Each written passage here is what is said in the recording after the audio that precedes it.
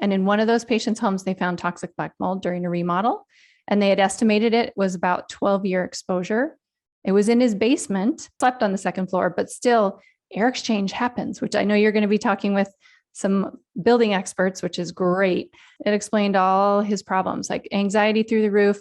But when he would take anxiety medication, it would get worse. So counterintuitive reactions to medications, pelvic pain, urinary frequency, his gut was a mess, ear ringing, chronic sinusitis, you name it. It was just all of the classic picture or confluence of symptoms that we would see with mold-related illness. And I didn't know all that. Even though we're trained in environmental medicine in school, I kind of knew mold as like, it's really bad for the immune system and allergies, and it might affect your nervous system and cause like an MS looking thing. That's pretty much it. So when I had this patient and we had this discovery, I hit the books, and there's a ton of animal research out there. And I started to make all of these connections with the other patients that weren't progressing. Went and did some investigation with the amazing mold inspectors in my area, and we found mold in almost all of the cases, in either a current or a past profound exposure. And that's when I thought, oh my goodness, every practitioner in the world is seeing mold patients, but they don't know it. Dr. Jill Crista, welcome to the Root Cause Medicine podcast. Thank you so much for having me. I've been so excited for this conversation. You and me both, because we get so many questions about mold and mycotoxins, and I couldn't think of a better person to have on than the expert herself, all about it. And I get to be on the podcast of the lady I fangirl all the time. So this is perfect. That's so funny. I was just telling my husband that story because we met in person, live in person in Palm Springs in 2020. Right. Just before it all came crashing down. Exactly. Yes. And we've rented a house. I live in the Northwest, and it's still raining in July. We're done with this. So we've decided to find some sun, and we've rented a house in Palm Springs. And I was like, that's where I met Jill Crista in person. Not that you don't live there, but it was just funny that I'm like, oh, that's my memory of Palm Springs. Full circle. I know. Well, for the people who don't know who you are and don't fangirl over you, give us a little intro, who you are, what you do, what you stand for, and we'll jump into the mold questions. Great. So I'm a naturopathic doctor, and my whole passion is to elevate the wellness of our planet by elevating the wellness of the beings living on it. So that's how we get to root cause medicine, is that so much of this is environmental. Mold doesn't just affect the people and our pets and our plants, but it affects the planet. So when we're building these homes that are mold farms, that's actually affecting the biome of our planet. So that's where I started in kind of Lyme country. I didn't know I was in Lyme country in Wisconsin. And because when you apply the principles of naturopathic medicine, people tend to get better. We have very hardworking patients. They come expecting homework. They come ready to work and make changes. And I had this group of people that just weren't getting better. They weren't having the responses I was anticipating that I was seeing with my other patients.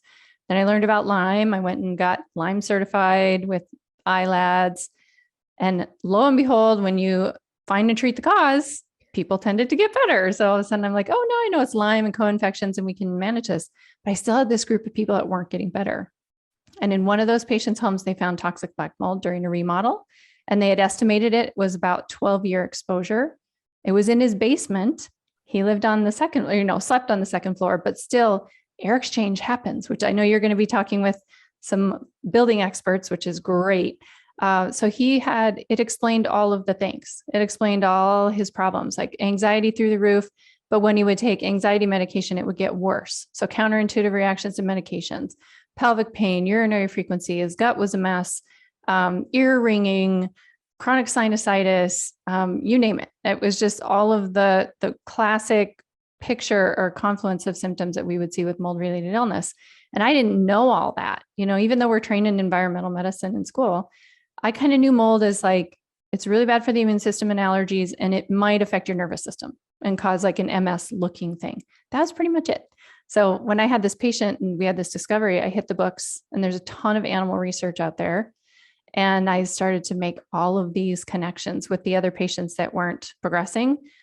Went and did some investigation with the amazing mold inspectors in my area, and we found mold in almost all of the cases, in either a current or a past profound exposure.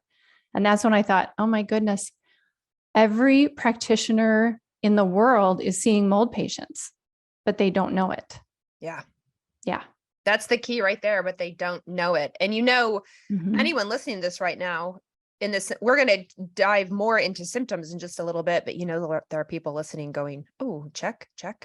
Yeah. Right. Check. Like that's me. You are literally talking to me right now and nobody can figure out what's wrong with me. Right. Yes. So actually let's start with the basics. Like when we say mold, like what is mold and mycotoxin? We all know what mold is. We've had moldy food. We've seen mold on logs, things like that. But when we're talking mold and mycotoxin in a house or that's subsequently then in the body or on food, what is it? Yeah. So mold will make you sick with a host of different things. And when it's in nature, it has other natural forces to keep it in check and not behaving badly like it does in an indoor environment. So we have sun, wind, air movement, other fungi. So the mushroom family, there are all of these forces that kind of help it stay in its symbiotic spot, doing what it's supposed to do, which is digesting and composting previously living organic material. That's what we want it for. So we bring it into a home made of previously living organic material. We close up the home. So it's airtight. There's no air movement. We don't have sunshine in there. And then we have a lot of humidity. And all it takes is humidity. It doesn't have to be a flood environment. And that's where it's getting missed a lot, is that people will not understand that you can live in Florida and have absolutely no leaks. But if you're not managing your humidity, you can grow mold. Hawaii is a terribly moldy place, all the indoor environment. So that's basically when mold comes into an indoor environment and it has those non-controlled, non-natural conditions. Then it starts acting kind of greedily, we might say. Naughty. Naughty. Yeah. Naughty mold. So we have spores, and then those spores, when they die, can break off into fragments. So one spore can make up to 500 fragments, which is incredible. One spore. So 1 inch of mold that you can see, a single layer of mold you can see, is 1 million spores. So that million spores can make 500 million fragments, 1 inch of visible mold. That mold then can make balloons full of chemicals like VOCs, like aldehydes, alcohols. You can actually breathe moldy air and get drunk. If you've heard of autobrewery syndrome, when people have candida in their gut, you can also get that from a moldy building. So that's kind of explains a lot of the symptoms that have to do with like brain fog and, their eyes don't work, that kind of thing. It's like, because you're buzzed, you're breathing moldy air and you're buzzed. So those are the chemicals of happily living mold. There's also a chemical called MPA, or mycophenolic acid. This has been commodified into medicine. We use it as an organ rejection drug. So it's so effective at suppressing the immune system that we actually use it in medicine to make sure that a person doesn't reject their new organ. You could be breathing moldy air and be getting that drug in your system as you breathe. Wow. So we have spores, spore fragments, chemicals, and that's all the normal stuff. But then when you bring mold into the indoor environment without the natural forces keeping it in check, it will start making mycotoxins to defend out other microbes, specifically other molds. So aspergillus will fight with penicillium, will fight with Stachybotrys, will fight with Wallemia. And so they all kind of, if you find that sweet spot of a humid, stagnant, no sun, no natural forces area, it will start making this mycotoxin. And the intention of the mycotoxin is to kill and harm another biological living being.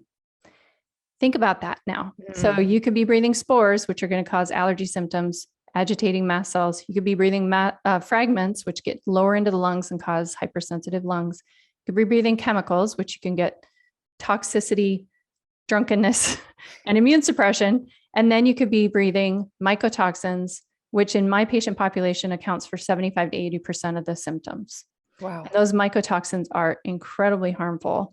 They can affect every system in the body, and they can cause almost any symptom.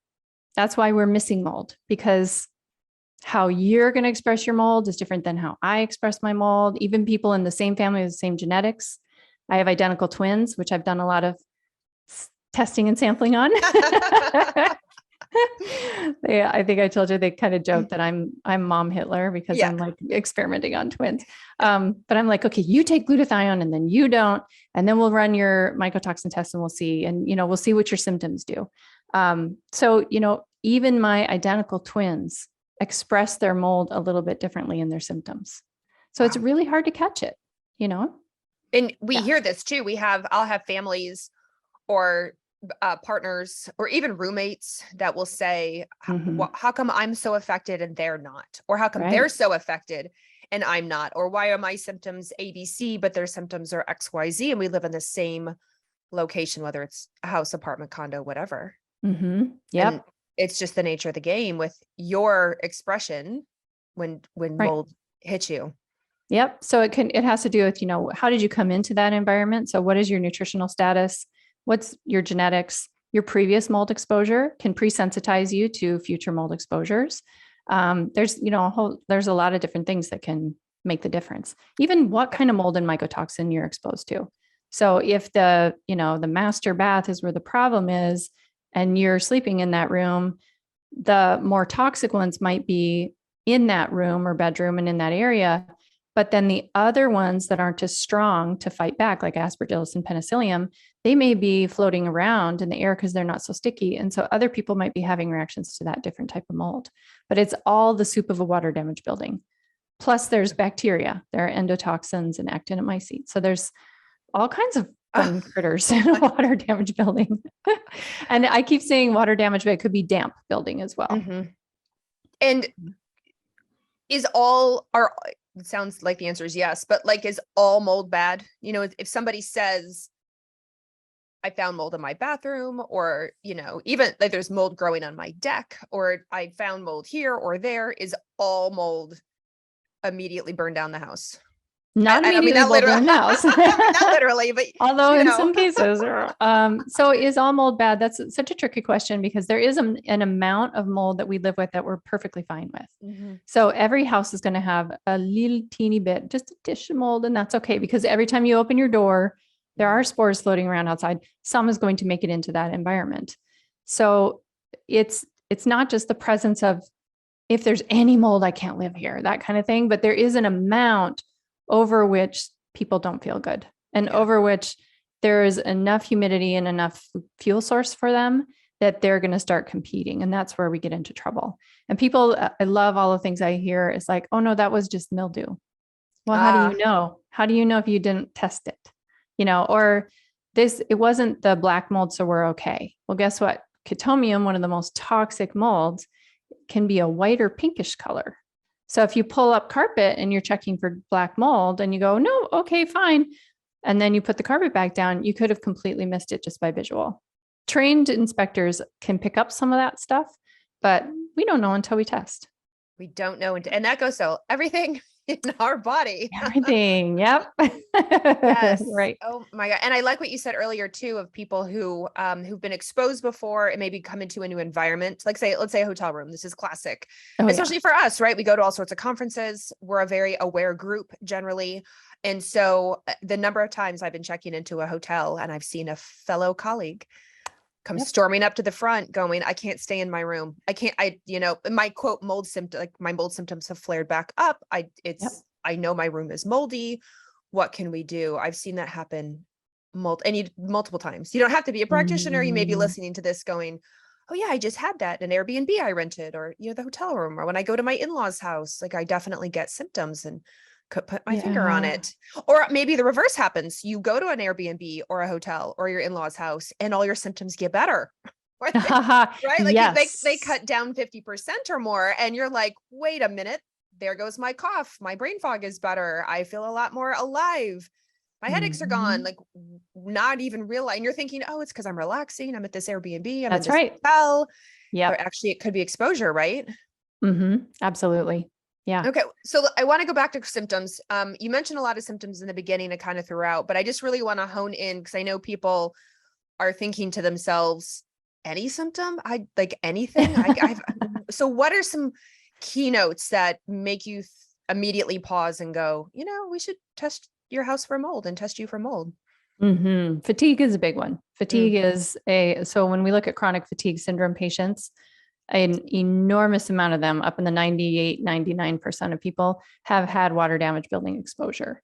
So fatigue is going to be one of the key, and that can be brain fog too, because your brain runs out of fuel. You just like, you get to the end of the sentence and you're like, what was that word? And it's literally because your brain just like brain fatigue. So we see brain fog, cognition, maybe some sleep problems, often sleep problems, especially if you're sleeping in the moldy environment.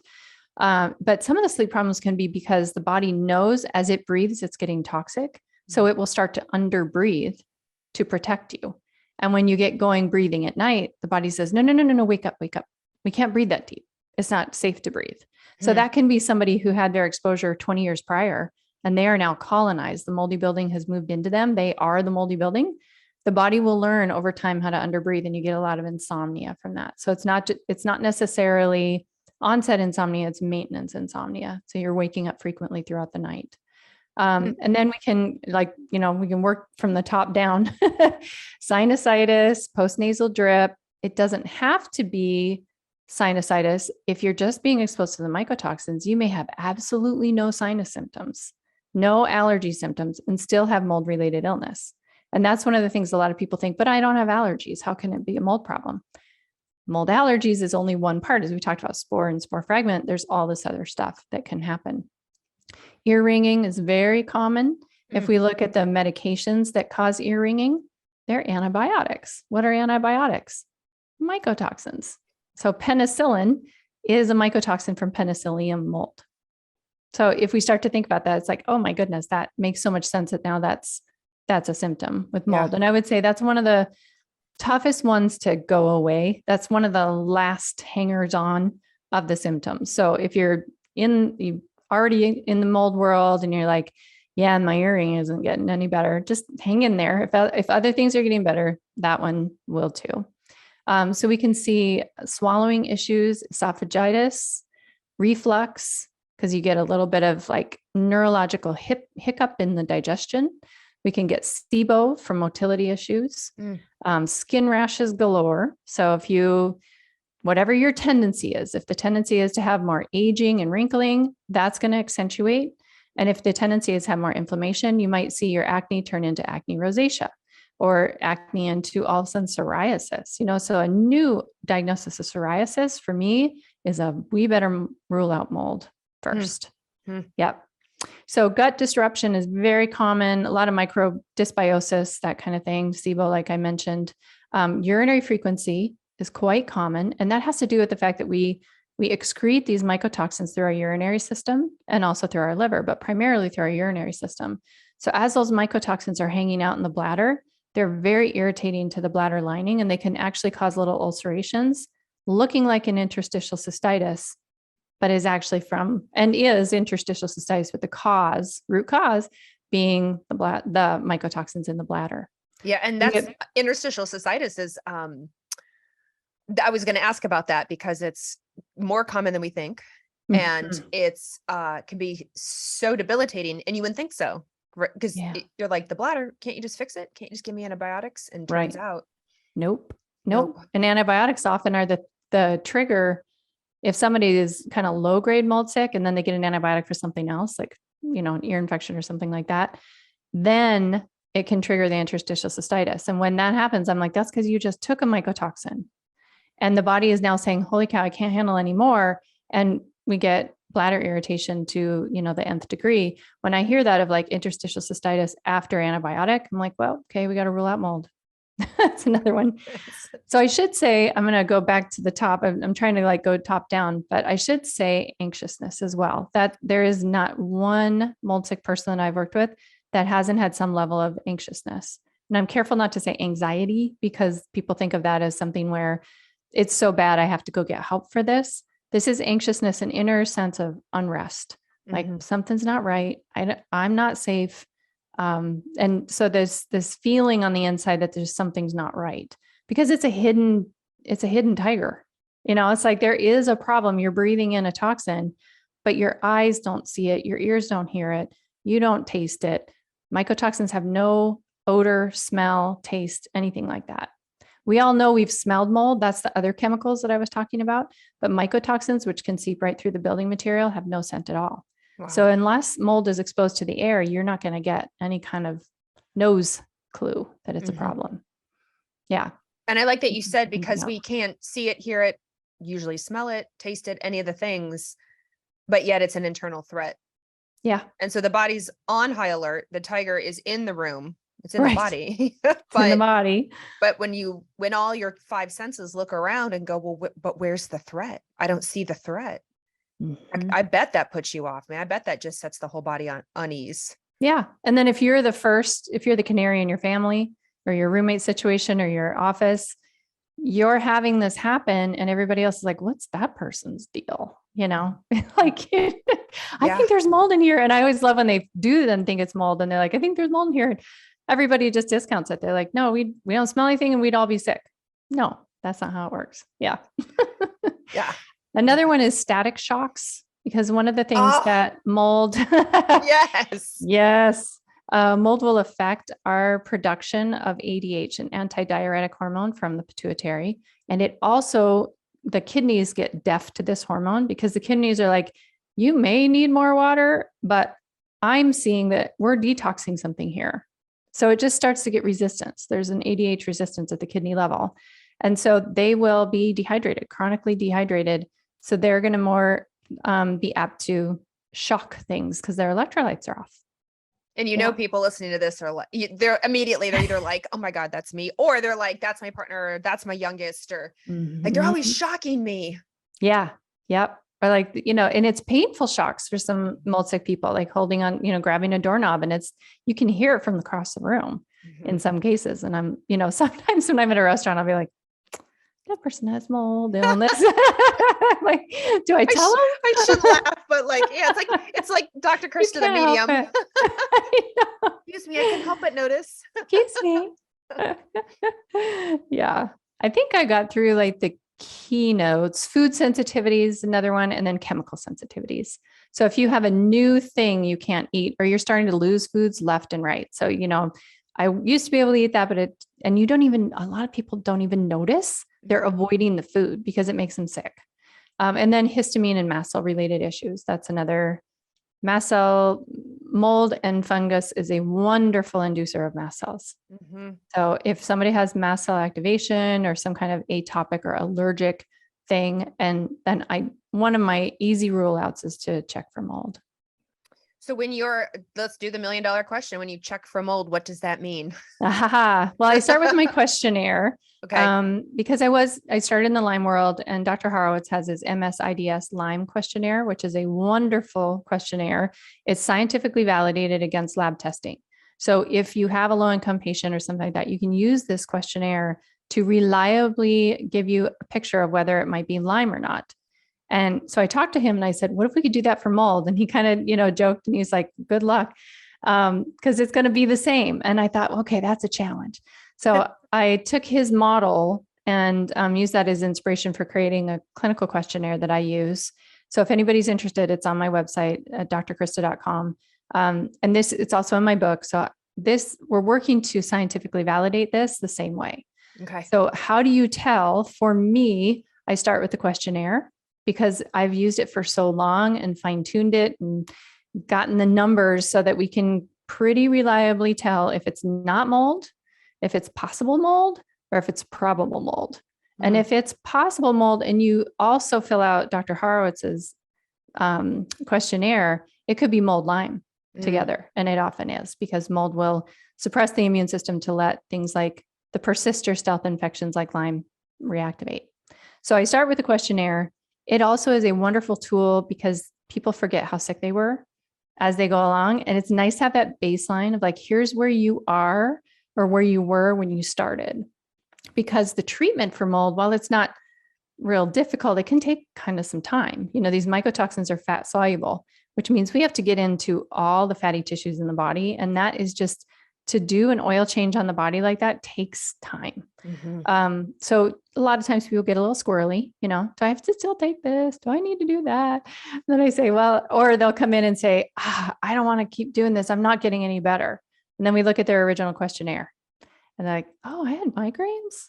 I forgot about that. That's right. I'm like, yes, you used to lose 7 to 10 days of work to your migraines, and now you don't have them. So then if we need to follow up with any kind of like body testing, I've probably done the most split sample testing on anybody. And because I have twins, I have a very good friend with identical twins. So we were able to do some twin studies, and then family, whole families that were exposed to mold. There are lots of different ways to test, and each has their strength and their challenge. So there's urine mycotoxin testing. There's 2 different methods for that. And then there's mycotoxin antibody testing for the blood. And that's different than blood testing for mold. Mm-hmm. So something you'd run through Quest or LabCorp, and Cyrex has some as well, just looking at, is this a mold spore reaction? And that tells you then you're needing to deal with more allergic type symptoms and things that'll stabilize mast cells. But mycotoxin antibody testing, which means we're looking at the antibodies to the actual mycotoxins, that right now is the only one that can tell us, is this a current exposure right now? Because they have an IgE and an IgG. And they have a host of different mycotoxins that they're testing for. All of them are adding all the time because we keep saying more and more, we want what about zearalenone? What about these other ones? So that test, the serum antibody, is one that I'll use when we need to answer that question. But it does rely on antibodies. So if somebody has a low antibody count, which mold can cause, that's not a good test for them. So I pre-run their total IgG and total IgE. If it looks okay and they're in the normal range, and we're trying to answer the question, is this a current exposure situation? Then I'll run that lab. So for the urine, there is ELISA testing and there is mass spec testing. And there's 2 companies that do mass spec. So ELISA is through Real-Time Labs, and then the mass spec is through Great Plains and through Vibrant Wellness. So each of those, even though they're testing urine mycotoxins, they're testing it in a different way. So the mass spec is a direct test, meaning they have a camera and they're looking at the urine and they actually see the mycotoxin and some degree of the metabolites, meaning as our body detoxifies, we make different forms of the mycotoxin to try to get it out of the body. So that one, the challenge with that one is a lot of the mycotoxins look alike in structure. There's a really wide diversity between like a estrogenic type of mycotoxin to a liver toxic or kidney toxic mycotoxin. So, but there are some that look a lot alike and they'll peak at the same time. So you want to make sure that you're working with a company that's being very strict, high quality control of their prep, because that will make all the difference in whether they're actually seeing the 2 peaks of 2 different mycotoxins. So that kind of helps you understand, like, what am I seeing? And often what happens is that as you start to get better, your body dumps and releases more mycotoxins, which freaks people out. They're going to get the first mycotoxin test, get going on treatment, and then all of a sudden see this big spike in MPA, which is really common. That's one of the easiest ones to get out. So it's one of the first that peaks, and then big peaks of other things and maybe new mycotoxins that they'd never seen before. That's completely normal. So I want everyone to just know that, like, don't freak out. If you have seen that in your first 3 to 4 months of doing your protocol with your doctor, totally normal. So that one, the challenge of that also is, are they getting all the metabolites? And so the ELISA urine, people would say theirs is superior because it's not reliant on metabolites or looking at it directly. They're using antibodies to ask if the body has chosen, is basically reacting to the antigen. So it's similar to the serum antibody testing in a way. The challenge with that is they don't control for creatinine. So if you have somebody who's kidney affected, you might see peaks and valleys, and that may not actually be reflecting the improvement or the worsening of that patient. So it's all those little things of like picking what you're trying. Oh, and what question are you trying to answer with the testing? If it is, what is my patient's total body burden? Then you might need to be doing some sort of provocation. But the challenge with that is we don't know what's the peak and what's the trough. So right now, this is like just in news. For the past year or so, I've been testing. We do a sauna and then we collect the next 4 to 6 hours of urine. All at once. And we take an aliquot of that and send it in. Not all mycotoxins use glutathione. So doing that doesn't make any sense because we're going to miss some of them. And again, if you take glutathione, like I know there's protocols of like provoke for a week and then do the test. problem with that is you may have missed the big peak. So if you're trying to understand total body burden, you may not be answering that question. So if you're just trying to understand, like, what is the person, and let's say they have low immunoglobulins, so they can't do the serum one, and you're trying to understand, are they being exposed right now? All of the urine tests can help to answer that question if you do no provocation. As long as you've pre-tested glutathione and you're sure that the cells, because the glutathione is really helping the mitochondria and the extracellular matrix, can push those mycotoxins to the detox. So that can answer that question of, like, if they are currently being exposed, they should be dumping some amount. Some people are too toxic to even do that. So, and the other limitation of urine, which is not a limitation of the serum, is that your diet will affect your labs. Yeah. So I have my patients do a 72-hour mycotoxin washout. There is a 48-hour washout for most mycotoxins. So I have them do a 3-day diet. And that also is on my website if anybody wants that prep diet. That reduces that massive limitation that the insurance companies like to say is not a valid test. They say, oh, they were just eating it. And then we can say, no, we took care of that. So this is actually in their environment. Yeah. Oh my goodness. That's the testing thing. Okay. So many questions and clarifiers. So first I want to go to the serum test. So for when you talk about first you check them for IgE and IgG, just for people who don't know what that means, she's just screening to make sure the body can mount a response in the first place. Because if you can't mount a response, let's use a military analogy. If you don't have the soldiers in the first place to mount the response, then when you go to actually test the mycotoxin antibody, the mold antibody, there'll be no soldiers there. So it'll be a worthless test, because if it comes back negative, you don't actually know because there were no soldiers there in the first place. So she checks to see how many, what's called IgE, IgG you have in general, your total. And then if that's good, then she'll run the antibody. So that's the first question. The second question, when you, will you explain what provocation means for people who don't know? Oh, yes. Okay. So when means? we are, in my silo here. Well, like it's two people who understand the same language, but in our bubble. Yeah. So provocation means we provoke the body to excrete. And there's lots of different ways to do that. With mycotoxins, because they're fat soluble or lipid soluble, that means that they can go anywhere in the body that has lipid rich tissue. So our skin, our gut lining, our brain, our nervous system, the linings of all of our cells. So doing a lymphatic massage is a wonderful way. I talk about it as a treatment in my book, but it also can be something, the reason it's a treatment is that we're provoking the body to have to clear those toxins that are being stored at that level. Yeah. The lymphatic, the skin, that kind of thing. So lymphatic massage can do it. Sauna can do it. With the sauna, we don't have any studies that we're actually sweating out mycotoxins. There's only one study that I found that showed that we can do that with BPA, which is a similar fat soluble toxin. It's like, well, we probably lose some in the sweat, but the point of a sauna is that it does a radiator effect. So it pulls blood out to the surface, and then you go take a cold shower and it pushes all that blood that just went out and caught all of the toxin into our organs of detoxification, and then we detoxify. So that's what we're using sauna, because now we've gone out and collected everything, and then we pushed it back into the liver and the kidneys. And now we can collect that urine and we can see maybe what's going on in the body. There's also out there a lot of people doing provoking with glutathione. They have certain regimens. And then some people are using, one thing I should say is on the prep sheet, I have everybody go off binders of any kind, because we're trying to find them. Yeah.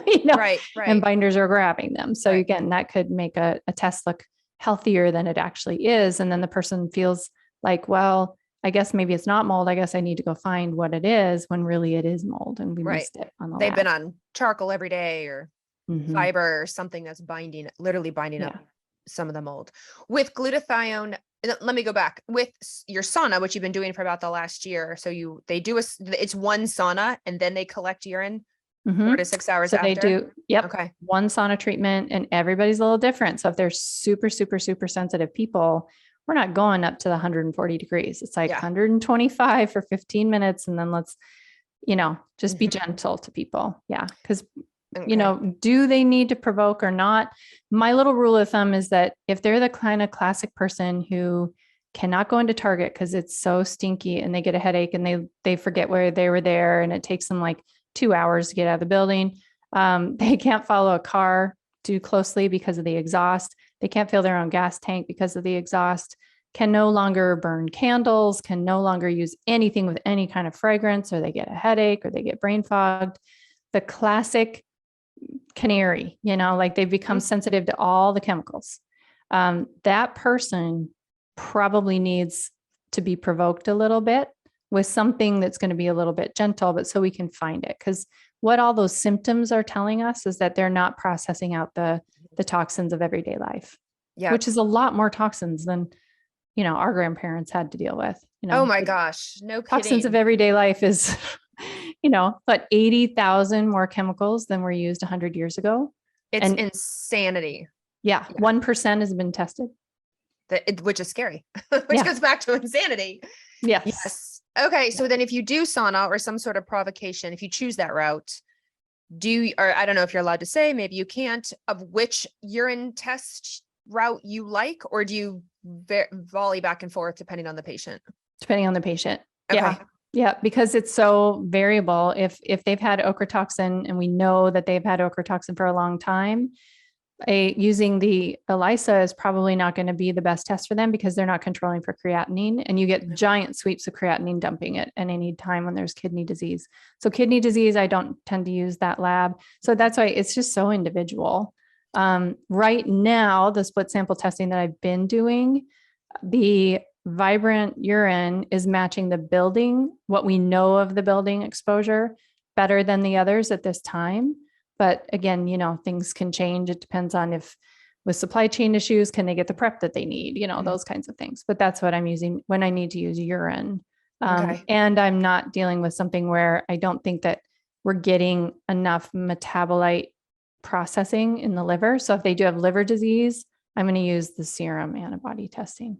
And speaking of liver, I just read on the NIH's website, so the National Institute for Health, or the NIH is the government, they have a quote up that says 24% of adult Americans have non-alcoholic fatty liver disease, which is NAFLD, non-alcoholic fatty liver disease. Yeah. And I thought, we're already at 24%. When did that happen? Wow.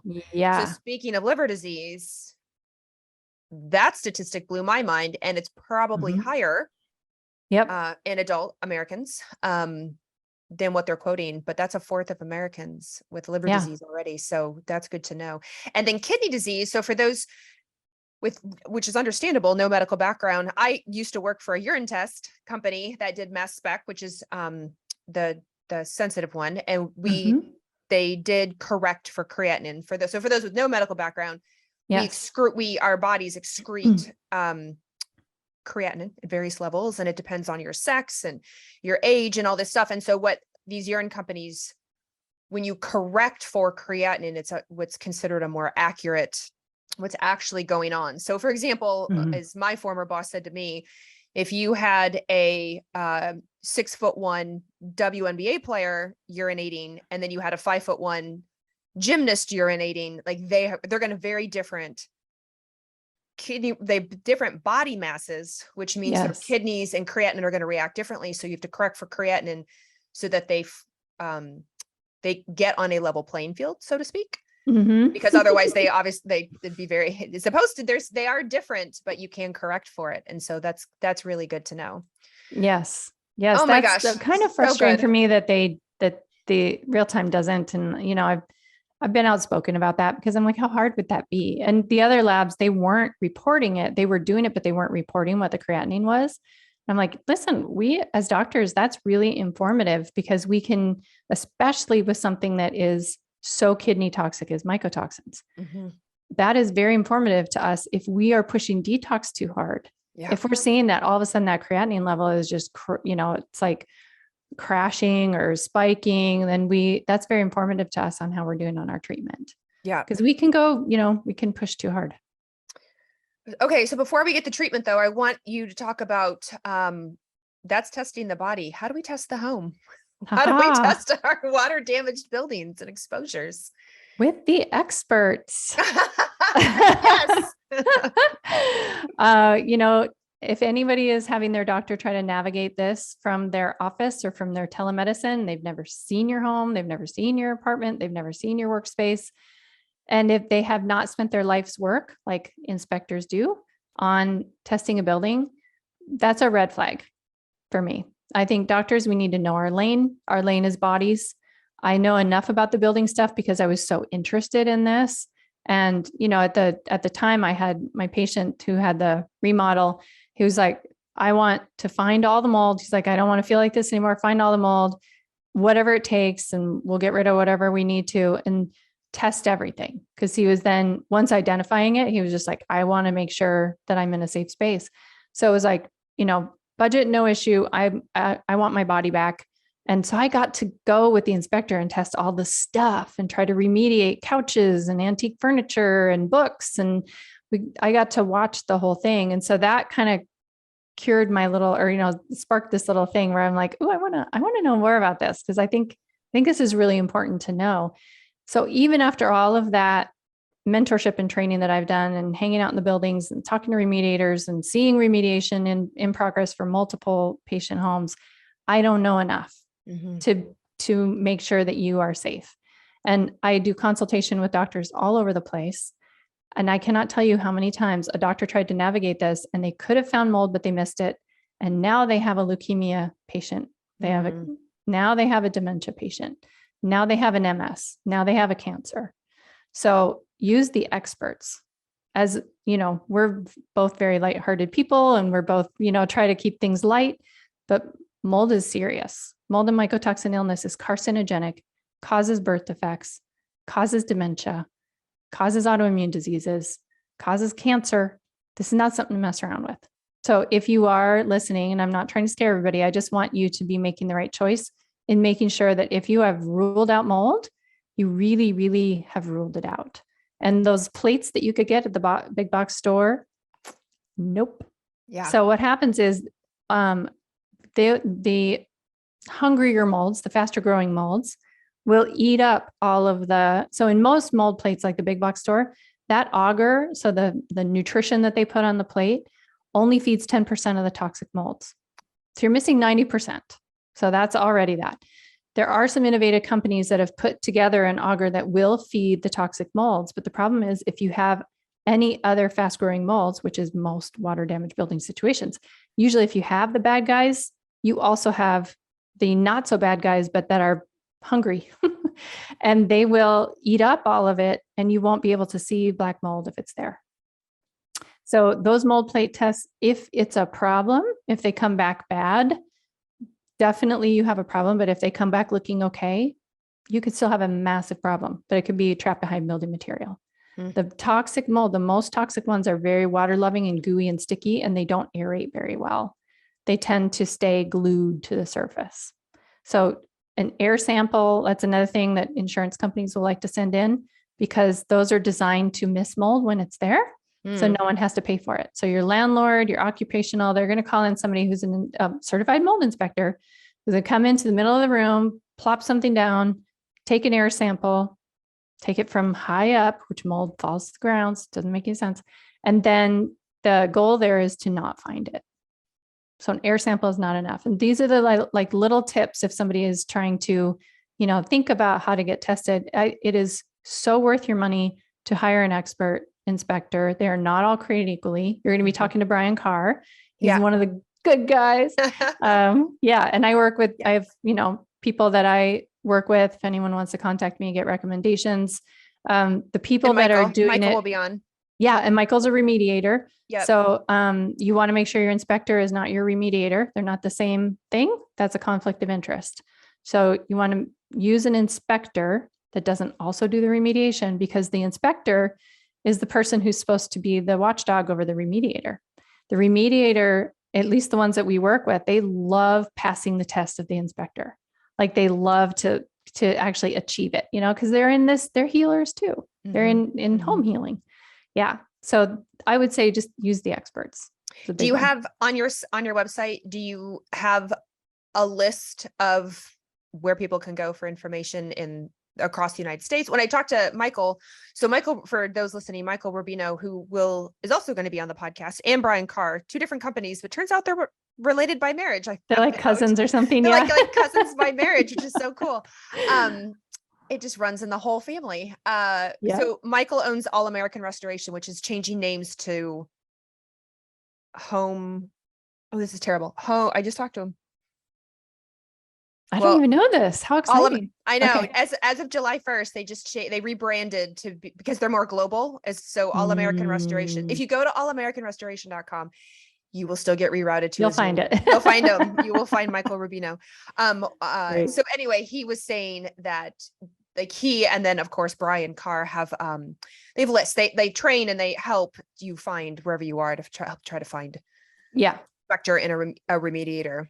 Yeah, I definitely leave those lists to them because they know who's doing what in the industry. Okay.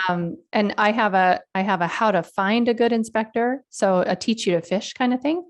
Love The it. questions you should be asking of a remediator, questions you should be asking of an inspector. But I got most of those questions from working with Brian Carr and Martine Davis and some of the people that I work with all the time.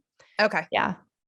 Okay. Yep, Perfect. yep. On my website, I have doctors who are mold literate.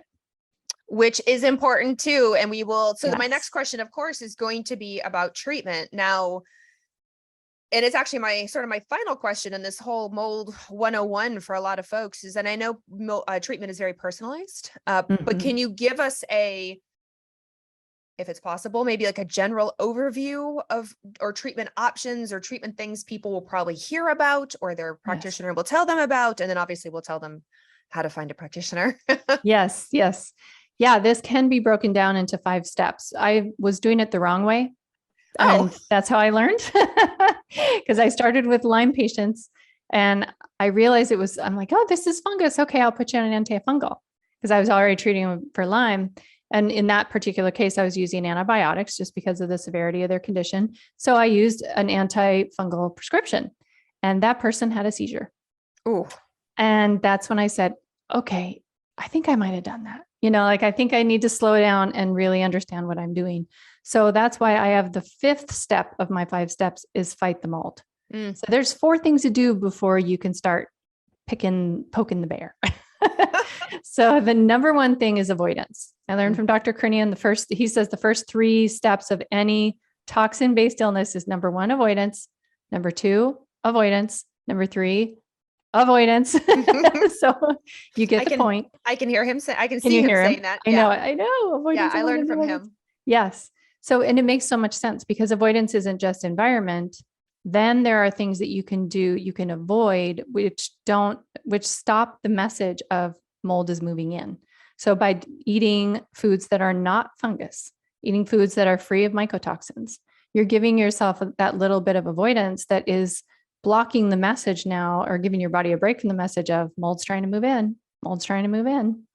And there might be avoidance of certain hobbies and habits. Like I had a brewmaster who had to take a break because he was working with yeast, which is not mold, but they're family, they're in the fungus family. And so every time he would go to brew, he would get all the ear ringing and the migraines and all the things. So he had to take a break from that for a little while. So avoidance. I love that Dr. Kernian was saying that because it's like, okay, environment, hobbies, habits, and diet is really key.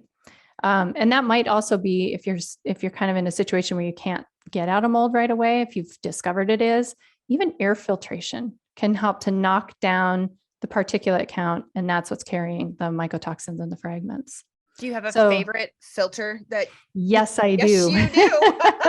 I have done homework on this one. Bet. Yeah. So I have a YouTube video. It's a little long. It's like 27 minutes on all of the questions you need to ask when you're thinking about a filter. How noisy is it? How hard is it to maintain? Like when it's running at its true filtration, it's going to do the air circulation for your room or your space. A lot of them get really loud. And then does it off-gas any kind of chemical smell? Some of them off-gas chemical smell. And the biggest thing for mold is, can you keep the filter as a biostatic region? So what happens with a lot of the other ones, there's wonderful ones like Air Doctor is out there, IQ Air, they're all Austin Air. They're all good at getting their particulate count down at that small ultrafine particulate. But unfortunately, the more it loads up that filter, if you're in a biofilm environment, and we've tested this, that filter can now become a petri dish for mold. IntelliPure is the only company that zaps the filter. So that filter is now a biostatic region, which will not become a Petri dish. And we've tested this in a biofilm water damage environment, and it stayed clear. So that's the one that I use. It's zero particulate coming out of the machine, and the filter doesn't become a mycotoxin factory. IntelliPure. Yeah, IntelliPure. Yep. And that's on my website, the video. I interview the developer of that so that, and I just pick his brain and ask all the dumb questions so that you don't have to. Oh my gosh, so helpful. Okay. Yeah. All right. So of 5 steps: avoidance, fundamentals, protect, repair, and fight. So avoidance is you got to be away from mold. Fundamentals is basic treatment guidelines, all the things we do in naturopathic medicine, get your circadian rhythm, your sleep. And sleep might be we might have to go a little heavy handed to get you to sleep if you have mold related illness. So it's, kind of the things that we would normally do. And for 50% of the people in occupational studies, getting out and doing the fundamentals, they're better. You don't have to go on. So be part of that coin flip. You know what I mean? Yeah. Yeah. But if you do need to keep going, then protect means that you're protecting all of the tissues, because we know that when you start to poke the bear and fight mold, it gets mean. It fights back with more mycotoxins. So if we administer amphotericin B, which is an antifungal drug, to Aspergillus, it will kick up its production of mycotoxins in response to defend itself. It's a bioweapon, So we have to get the tissues ready for that increase in burden that's going to happen. So that's the oil change stuff. So that's getting enough good fats in and moving the mucky fat out using things that bind bile and that help denature the mycotoxin so we can get it off the tissues and flooding out, which is bioflavonoids, and then helping the liver and kidneys because they take the brunt of it. So that's kind of the protect area. So usually that means lots of good fats, lots of bioflavonoids, and something like milk thistle or turmeric to help the liver and kidneys. And then we go to repair. And some people, we can stop at protect and they're done. So each time we graduate people, which is always great to hear when you're the person sitting there going, oh, I feel so terrible. But yes, people can graduate at the level of protect. Some need to go into repair, which is where we get into like green tea, some of the things that you would kind of expect as a naturopathic doctor, but green tea has this particular bioflavonoid called polyphenols that helps to check and repair the gene changes that mold can create. Mycotoxins can change your immune system at the gene level to make you more susceptible to its infection. Isn't that wild? I mean, talk about scary intelligence. I was like an evil character in a movie. It totally is. Yeah. And then we can get into, with the repair, we're also talking glutathione, alpha lipoic acid. And then if it's kidneys get forgotten a lot, but melatonin is one of the most powerful kidney antioxidants and repair things that we can do. Melatonin is actually my most favorite antioxidant. Mm-hmm. I always tell people melatonin is billions of years old with a B. I always say she, because I do so much women's health. Oh, I loved your interview on Dr. Kate's docuseries. Oh, right. Yeah. I loved the personalities of the hormones. That was great. Yeah. I wondered if you had one for melatonin. She's totally, she's an old queen, billions of years old. Yeah. And I always joke, there's that car commercial, we know a thing or two because we've seen a thing or two. Well, that's melatonin. Right. When you're billions of years old. And what's great about melatonin is melatonin has multiple ways to fight versus just one. It's not like Pac-Man or that just like grabs the glob of badness. It like has multiple ways it can split apart and form what's called metabolites. And then those metabolites fight also. And like the body the world can throw things at melatonin, and melatonin is like, I've seen it, right? Before, I know I'm billions of years old. You think you got me? You're wrong. So I love that. I always joke that I think melatonin is the bigger, better antioxidant compared to glutathione. I'm always like, fight me. But I understand glutathione is super important too. But that's what I say about melatonin. That's different. My favorite, and that's so melatonin is specific for mold because it's also a fat soluble nutrient. Mm-hmm. So it's one of those that can go into the regions where mycotoxins are going. I also use it as a brain antioxidant. So especially that person is like brain fogged and their kidneys are a mess. And you can tell that by the person, they're really sunken in right here. Like they have that dark sunken in thing that's going on that I'm like, how are your kidneys? We better be doing something for those. Yeah. And there for are those, great studies for on those that. who are listening and not watching us, when she Oh, was yeah. pointing to was the under eye, the dark under Yeah. eyes. Thank you for reminding me that this is Sunken in. also audio. Just under your eyes, sunken Yes. eyes. Yeah. Yes. Sunken eyes is sunken kidney chi. So that's when, I almost don't need to test anything. I'm just like, you just need melatonin. We're just going to go there. I love that. Yeah.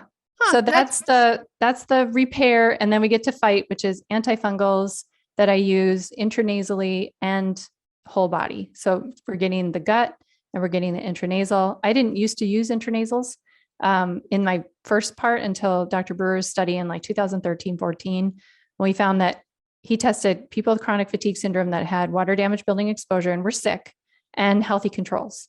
And they tested sinuses, gut, lung tissue. I think they even tested brain. Wow.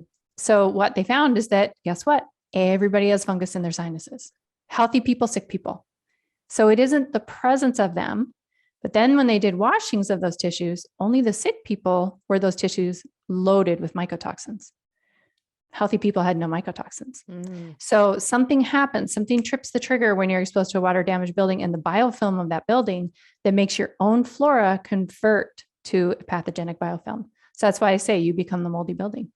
So when I read that study, I was like, oh my goodness, we got to treat the sinuses. And I started adding sinus antifungals and people got better so much faster. So now I treat everybody. If you have mold related illness and we're finding mycotoxins in any way, shape, or form, you're getting some kind of sinus treatment so we can bump you out of this much faster. Oh my gosh, I love that. Most of them are prescription, right? Compounded or they're no, over the not counter? necessarily. So that's another big one. You can get better from mold without any pharmaceuticals. Hear, Natural hear. medicine is Works. perfectly suited for mold related illness. Yeah, because we're not adding the toxic burden. So no, I use things like propolis, things like ozone. You can use essential oils. There's lots of pre-made mixes with those. Humic and fulvic acid, nasal probiotics, all kinds of things that you can use to help reestablish. It just depends on what level of pathogenicity is going on in there. Xylitol, silver, garlic. I'm thinking of all of them. I know, I was like, yeah. Frantically taking notes. I do have a handout. Again, that's people can contact me. It's nasal options for mold because there are so many pre-made ones. You can get them on Amazon. Like it just does not have to be complicated. I love that. That's one big message. Like the whole mold story, I feel like before, when I wrote my book, all of a sudden I came out, whatever into the mold world. And I realized that the message was, this is hard. People don't get better. It's heavy. And it is serious and it does rack your finances and it makes you have to change where you live sometimes and where you work. But getting better from it doesn't have to be hard. It can be long. Yeah. But it can be in your hands. That is so powerful. And the last question I always ask is, this is the Root Cause Medicine podcast, and we like to be practical and tactical, which you've done nothing but be practical and tactical this whole time, is what would you want to leave people with? So is their final thing. And I'm going to use that because I think myself included as a practitioner, when way back when you heard of mold, or maybe now, if you've just learned you have mold or your water damage building, it's portrayed is very hard. Yes. And it's portrayed as out of your hands. So out of your hands. Right. And that's what I'm trying to really, I hope all of medicine will have a reboot on that, there's be your own guru, be your own practitioner. The word of advice I'd love to leave with everybody is trust yourself. Because if you are not feeling well and you're like, I think this building is not making me feel well. I think this is affecting my health. Believe that. You don't have to have everybody else validate that for you. You are your own inner authority. And it is so important to listen to that inner authority. Absolutely. Especially now that so many have went home in the pandemic, right? Work from home. So maybe they got sicker, or now they're coming back. Their office is making them come back into the office and they haven't been there in 2 years. And now they're like, wait a minute. I feel pretty terrible at work. Is it my job or is it the location? Yeah. And that's what the pandemic did for a lot. I've heard from so many people that they were like, I thought I just hated my job. turns out I didn't hate my job. It's not the stress of my job. I love my job when I can do it outside of a sick building. Yeah, Mm-hmm. absolutely. Oh my gosh. Okay, Jill, where can everyone find you? All Doctor, the places, all the things. drcrista.com. That's drcrista.com. And if you are, I love when people find a mold literate practitioner. So if you're looking for someone, I have a list of people who have graduated my certification class. It's 10 hours. They had to take tests. They had to prove that they know stuff. And then we put them on the website. And if you're global, there are practitioners in all kinds of other countries. So this isn't just a US thing, US and Canada or whatever. So you can go to the bottom of that mold literate doctor list and find your country. And then I have a membership if you're looking for more support. It's a way to work with me, not as your doctor, but to get some group support. We have an amazing, amazing supportive community. If you feel like you're crazy and you just, no one's really supporting you through this journey, it's a great place to be. It's chock full of resources. We do Q&As where you can pick my brain on anything. We have member shares where everybody shares what's working or what they tried and isn't working. So it's beautiful and fun to see this group. Yeah. I love that. And your books. Tell everyone about your books. Oh, yes. I have a book, Break the Mold. Yes. I have a lot going on. Yeah, just about to publish my second book on pandas and pans called A Light in the Dark for Pandas and Pans. And I also have some courses for people if you're stuck in a mold situation. I have one called 9 Things to Know if you're still in mold, so that if you are in that situation where you can't quite get out of the lease or you are changing jobs, so it's going to be a couple of months, the 9 things you can do so that when you get out, you're in much better shape than if you hadn't done anything. You have so many resources that are for everybody. I just love that. But I do want to touch on, I know this is not the point of this podcast, but can you explain what pans and pandas are so that if somebody is listening to that and was like, well, that sounds cute, pandas, but it might apply to them and they should probably know. Yes, because mold is the number 2 environmental toxin to cause pandas and pans.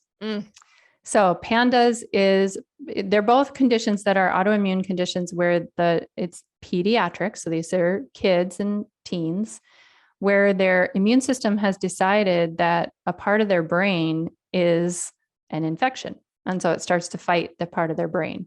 And that can lead to a host of different symptoms, anxiety, tics, OCD, attachment issues, disordered eating, insomnia. So all of these different symptoms that you can see, they're named differently because one of them, pandas, is associated with a strep infection as the triggering infection, whereas PANS is the next gen version of pandas where we've opened up the criteria to say it doesn't have to be a strep issue.